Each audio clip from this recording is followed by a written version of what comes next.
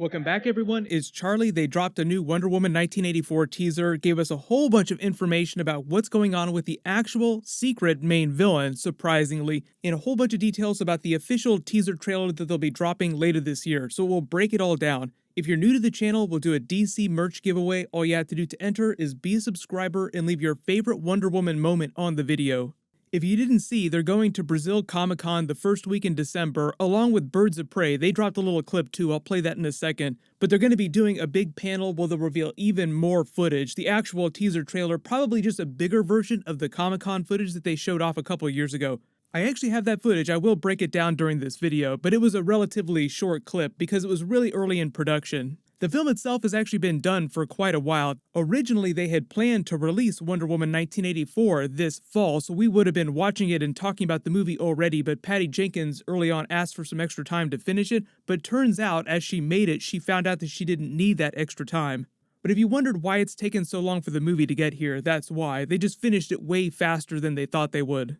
The Comic-Con footage was a scene taking place at the mall that we got the preview of earlier with Steve Trevor walking around in his members-only 80s jacket with his fanny pack on, looking all bewildered, like she was in London during the first film, so it's sort of the flip. He's now the fish out of water that she was during the first film. She runs after this person, lassos them, then jumps off the third-story balcony, and the mall looks very similar to the mall from Stranger Things Season 3. That series trades on a lot of 80s comedy and nostalgia, poking fun at a lot of the silly things from that era. The Wonder Woman movie will do the same thing too. Let's go to the mall today. The big news from this week, though, is that Patty Jenkins, the director, revealed who the secret villain is on her public Twitter account. And surprise, it's not Cheetah, even though Cheetah is one of the big villains of the movie. Turns out it's the person that a lot of you probably thought that it was. Pedro Pascal will be playing Maxwell Lord. She posted this picture, and it's actually Maxwell Lord during Justice League International. That's way back in the 80s.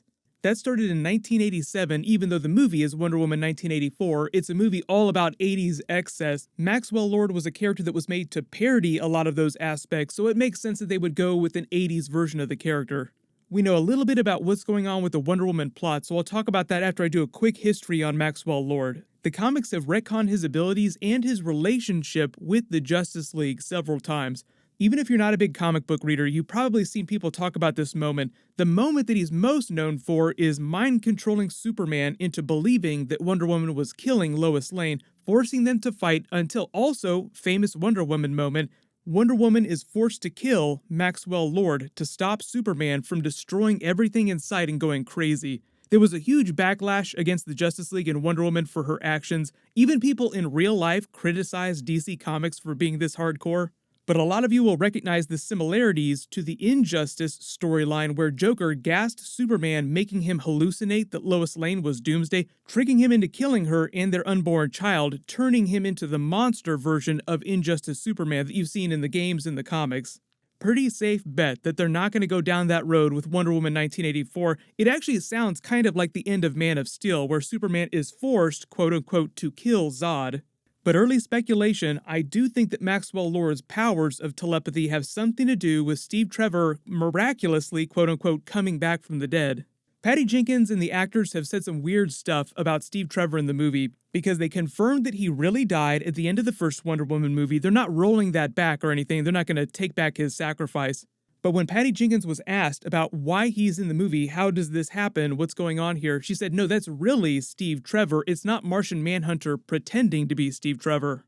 To me, it just makes more sense and seems like a better story if Maxwell Lord gives her Steve Trevor back by messing with her mind so that she believes that he's back but knows that he's truly not real. But she can talk to him, she can interact with him, and he can seemingly act of his own accord and react to the 80s like, what's going on here? When really it's just a trick of the mind by Maxwell Lord.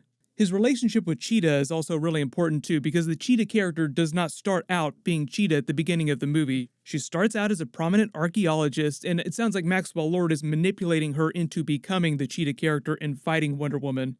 But it'll make a little more sense when you understand the 80s origin of the character and the way the movie is using him. When they reintroduced the character during Justice League International in the 1980s, they wrote him as this pastiche of business-minded yuppies of the 80s. Typical yuppie character, think Patrick Bateman in American Psycho. You like Huey Lewis on the news? They're okay. So if the movie is rolling hard on 80s excess, think of Maxwell Lord as the epitome of the evil side of that.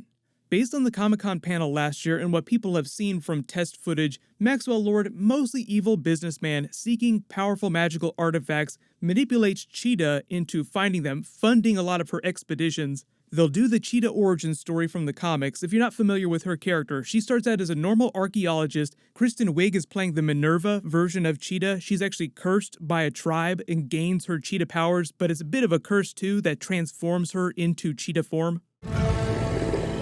What's the matter, Princess? Feeling a little slow? Yes, actually, I am. Then it sounds like Maxwell Lord tries to manipulate Wonder Woman into taking care of the situation, but the sequel is meant to be way bigger, so that's just a small part of what's going on. I know you have a lot of questions about what's going on with the Greek gods of the DC universe because her pantheon still exists. There could be other gods or other demigods running around on planet Earth. Then Patty Jenkins also talked about what's going on with Wonder Woman 3 because the studio does plan on doing a trilogy, and what's going on with Justice League 2, interestingly enough. Everyone always wants to know if there's going to be another Justice League film. This is her talking about that. No, I have to ask you a quick Wonder Woman question. Yeah. You said recently that you have an idea for what Wonder Woman 3 will look like. Yeah. Do you see it being another period piece, or would we perhaps see Diana in the future? I'm not set, but I'm not dying to do another period piece in like, it was funny, I read the article today about like whether it would be in the future or what it would be. I'm not. It was our article, actually. Oh, was it? Yeah. Was it? Oh, it's a great idea. I didn't write it, but it was Oh our yeah, take, no, right? exactly. It was great. It was a great idea. It's definitely one of the things we've talked about. I'm not pining to put it in the past again, because then where are you going to go? I think it would be weird. You have to go forward. So it's definitely a contemporary story. That's all I can say. And so where we put it and how that gets figured out, I haven't totally nailed down. No, obviously Wonder Woman had huge success, and most recently Aquaman. Yeah. James Wan. I'm curious because it kind of makes sense that for you or him to direct a Justice League movie. Does that interest you at all? You know, the Justice League movie, I find those movies to be extremely challenging. I think they're fantastic when they're well done. But taking on all of those characters at the same time in the timeline, I sort of hope that we don't do a Justice League movie for a little while, because I think that each of those characters are really great, and I'm super excited to see each of their movies. And then I want to see Aquaman 2, and I want to see Flash, and I want to, so I don't know. You never know. I would never say never, but I think that I think everybody should have a moment to shine right now.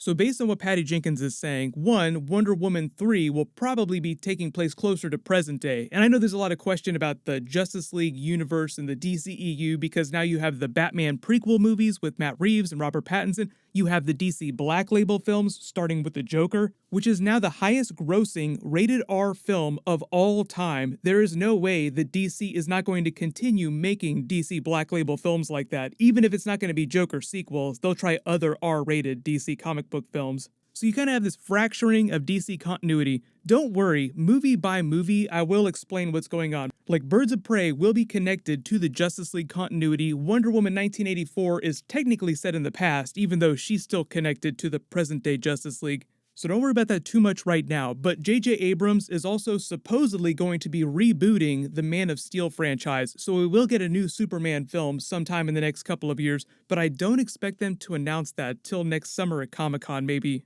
As for her comments about Justice League 2, I think she has the right idea. The idea that they're going to build up all these separate characters, then put them in a Justice League film, rather than trying to start with the team up first, then do the solo films.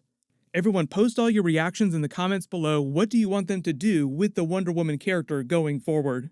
I don't have any big updates on the Flash movie other than they're still planning on making it, and it sounds like Ezra Miller is sticking around for now, but they'll probably have an announcement about that in the next couple of months. Congratulations, Gambino Capo. You're the giveaway winner from my last big DC video. Please email me on the About page of my channel so I can get your details. Everyone click here for the new Boys Season 2 trailer and villain breakdown, and click here for my new Star Wars Episode 9 Rise of Skywalker trailer video. Thank you so much for watching. Everybody stay awesome. I'll see you guys tonight.